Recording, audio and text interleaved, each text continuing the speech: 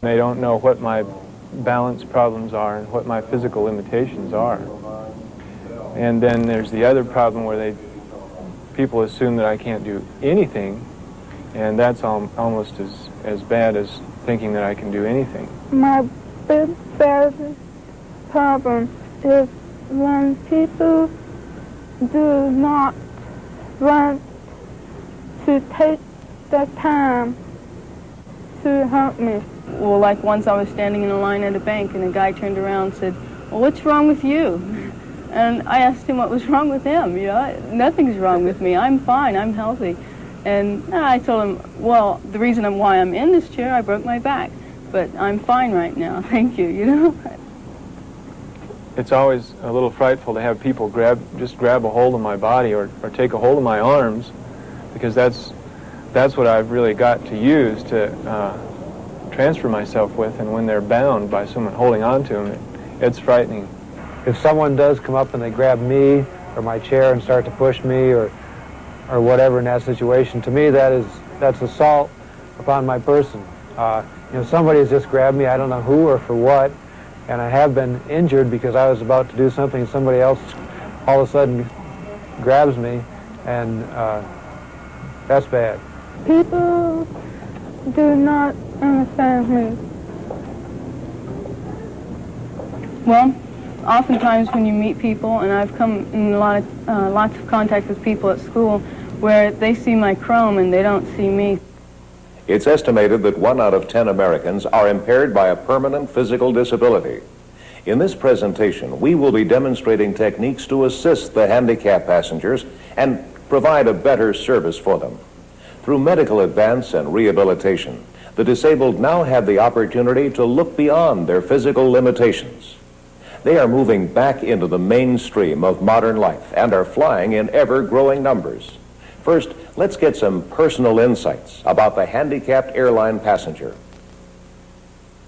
The communication between me and the person that wants to help is very important. And I just appreciate them coming to me just eye to eye and seeing me as another person who obviously is going to need a hand, and just asking, where can I help you? Or how can I help you? Or when? And let me go ahead and give the instructions and follow through from there. They will talk to my friend who is standing there as if I can't hear or speak or think. Well, what's your problem? Well, why don't you ask me? Sometimes people talk to you as if you're a 5 or 10-year-old, and it's aggravating. I have a mind that's working as well as yours. If someone just asks, say, hey, and it should be fairly obvious, and I should be intelligent enough to tell them what I need. If they will ask me how they can be of assistance, then I can tell them. And there's no hard feelings with them or myself, and it's just a normal relationship.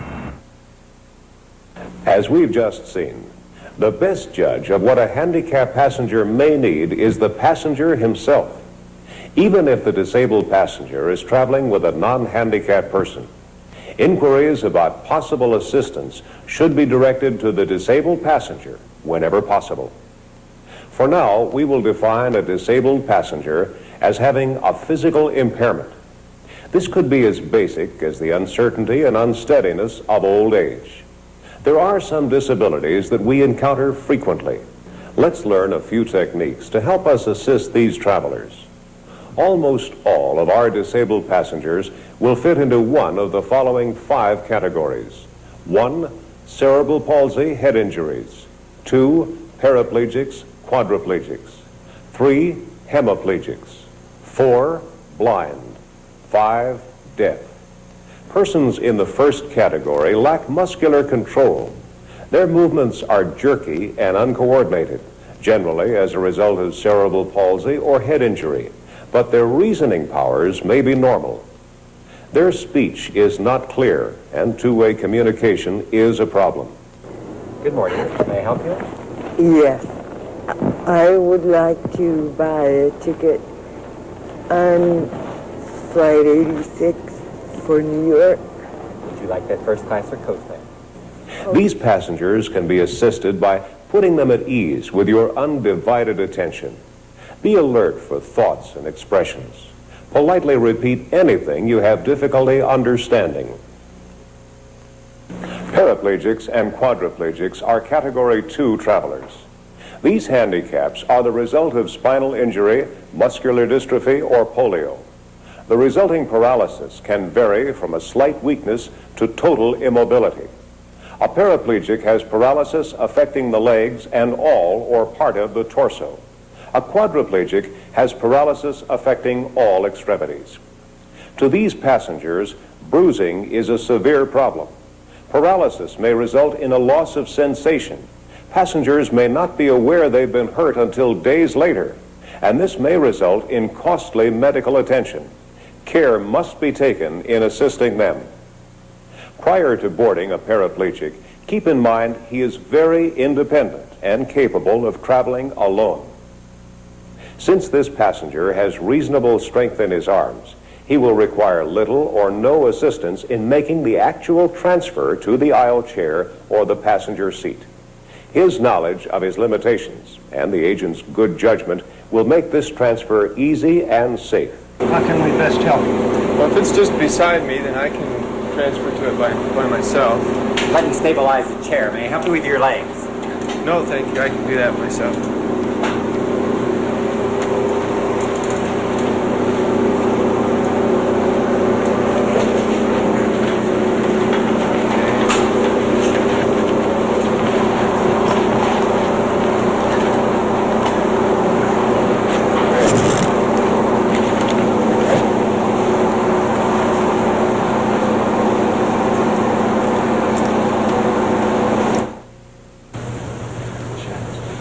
This is your seat right here on your right, Mr. North. Will you be able to make the transfer yourself? Yes, I can make it by myself. Will this go forward?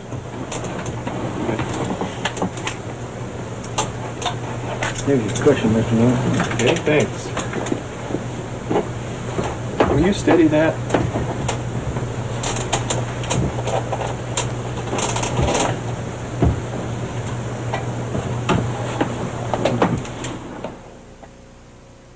As you've seen, paraplegic passengers generally need little or no assistance. A quadriplegic has paralysis in all extremities. Because of this, a quadriplegic passenger will require the assistance of two people. In most cases, quadriplegics travel with companions. Since an aisle wheelchair will be used for boarding, place the aisle chair as close as possible to the wheelchair. Ask the handicapped passenger how he would like to be transferred. How may we best assist you? Well, if you can slide your arms underneath mine. One person should lean the passenger slightly forward and grasp him about the lower chest area. Do not hold the passenger under the arms. This could cause a severe injury due to the weakened shoulder muscles. The second person should place an arm under the passenger's legs, slightly above the knee area, and support the legs during the transfer. All right, you guys do good work. This one will need to be fairly snug. Should it be necessary to reposition the passenger, one person should lean the passenger forward, while the second person reaches under his hips. Secure the chest and waist belts and proceed to the aircraft. The quadriplegic passenger has no control of his legs. The second person needs to restrain the passenger's legs so they do not drop off the footrest. To safely ascend or descend a stairway, always reverse the wheelchair so that the passenger's back is toward the stairs. Determine the weight to be lifted. Lock your abdominal muscles and bend your knees slightly. Then, keeping your back straight, complete the lift with only your legs. At the top of the stairway, gently set the passenger down and stabilize the wheelchair.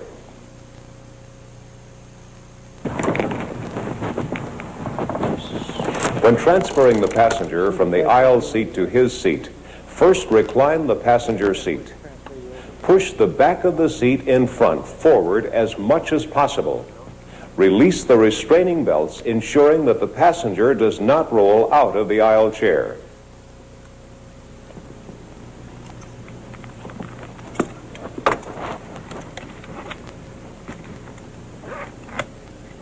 Again, lean the passenger slightly forward and grasp in the lower chest area. The person assisting will place an arm under the legs slightly above the knees. Using basic lifting techniques, be certain to raise the passenger a sufficient distance to clear the armrest of the passenger seat. A bump against the armrest could produce a troublesome bruise and cause a serious medical problem. Another technique to transfer the quadriplegic passenger is the wrist lift. This lift can be used if the passenger has sufficient strength in his arms to provide resistance during the lift. You should place your arms around the lower chest area and grasp him by the wrist. The second person will again support the legs and complete the transfer to the passenger seat. This lifting technique may only be used if the passenger has reasonable strength in his arms. Consult the passenger if you're in doubt about the best method to use. Straighten the passenger and secure his seat belt. Our third category of disabled passenger is the hemiplegic. A stroke has caused paralysis in the passenger's body, affecting one whole side. Some common uncontrolled symptoms of this type of brain damage are impaired sense of balance, impaired communications, such as slurred speech, and difficulty in understanding or remembering. Hemiplegics with an affected left side should be seated to the left of the aisle. This will enable him to deplane to his strong side in the event of an emergency. Position yourself on the same level as the passenger's functioning side so he can see your face clearly. Hemiplegics respond best to slow, distinct speech, simple phrases, or even single words. Mr. Daniels, we're now ready to board your flight. Keep questions brief and simple so a one-word answer will suffice.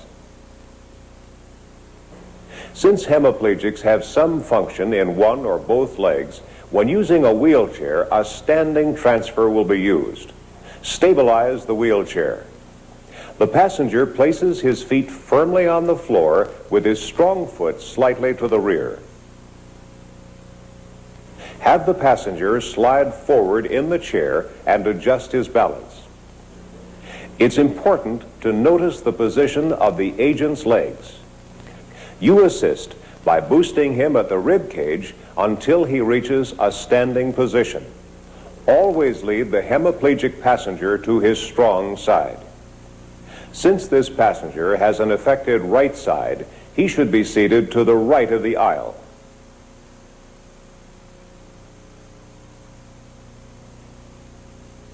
Allow the passenger to transfer his hand to the armrest of his seat and assist him with the pivot, easing him back into the seat. To use this technique, the hemiplegic must be able to stand with assistance. Severely affected hemiplegics may laugh or cry for no apparent reason.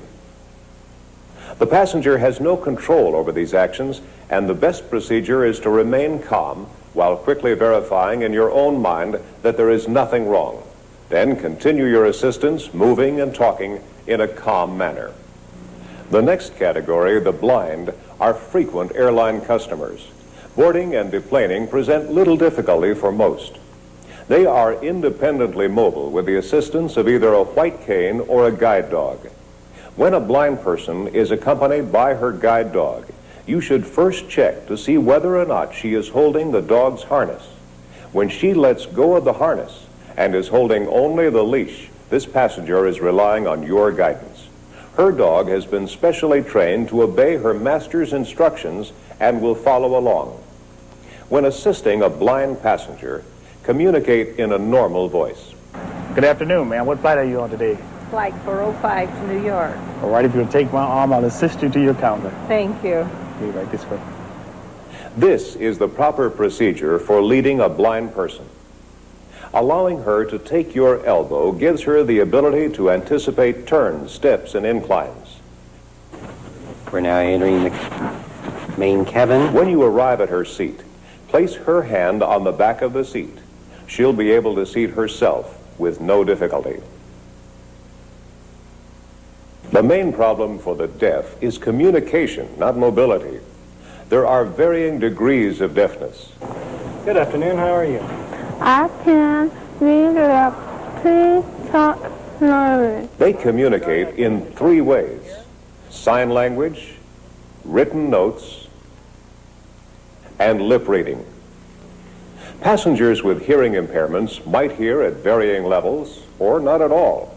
Remember, the deaf are unable to hear boarding announcements or special information announcements regarding delays or cancellations.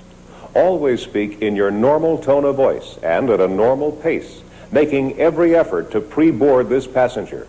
Keep her informed if her flight is canceled or delayed.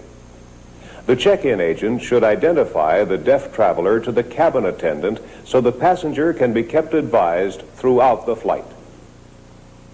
We've just talked about some of the different kinds of handicapped passengers you will likely encounter. A common sense approach will allow you to adapt these techniques to almost any situation. These particular techniques apply to passengers who are capable of occupying a seat. Aside from knowing how to physically assist handicapped travelers, it's important to be aware of their other needs. Their need for independence, for self-respect, and for their own feelings of self-worth. Please remember, the handicapped person is the best judge of the assistance that will be required. Please inquire how you can be helpful. When inquiring, speak directly to the handicapped passenger. With respect to pride and dignity, he is no different from you or me. He wants to make his own decisions. He knows his abilities and is acutely aware of his limitations. Your assistance will always be appreciated. Recognize these factors and use your own good judgment to meet the slightly different needs of the handicapped.